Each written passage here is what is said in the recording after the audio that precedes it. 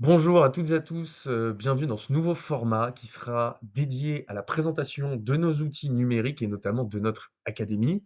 Vous savez que chez EasyWeb, on crée des outils digitaux à destination des jeunes et des moins jeunes pour vous aider à comprendre simplement la finance et l'éducation financière de manière générale. Ces vidéos seront dédiées à vous présenter les différents outils et notamment les simulateurs qui sont présents dans notre académie et aujourd'hui, le premier, on va commencer avec le budget mensuel. Donc je vous propose qu'on commence tout de suite la présentation de ce simulateur. Et on se retrouve donc sur notre simulateur de budget mensuel. Petit rappel, il y a une règle de gestion qui est assez simple, qui est celle du 50-30-20. Autrement dit, on conseille aux gens d'avoir une répartition qui serait idéale de leur budget et qui comprendrait les charges fixes à hauteur de 50% de leur revenu mensuel global, vos charges variables, c'est-à-dire les plaisirs, loisirs, hein, sorties, restaurants, à hauteur de 30%.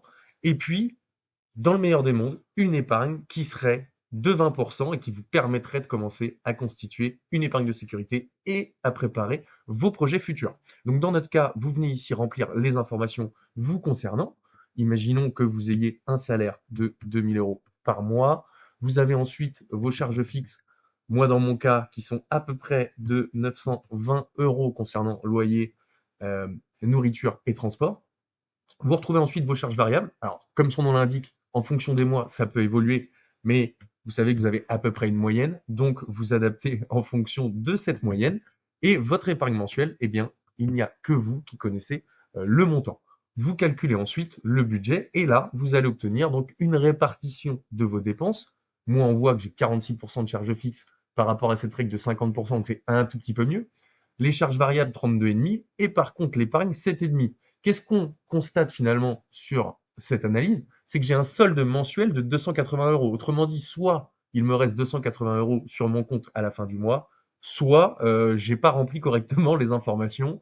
Et à ce moment-là, peut-être que j'ai plus de charges variables ou plus de charges fixes. Donc là, à vous de venir corriger, adapter en fonction pour que vous ayez l'analyse la plus complète possible.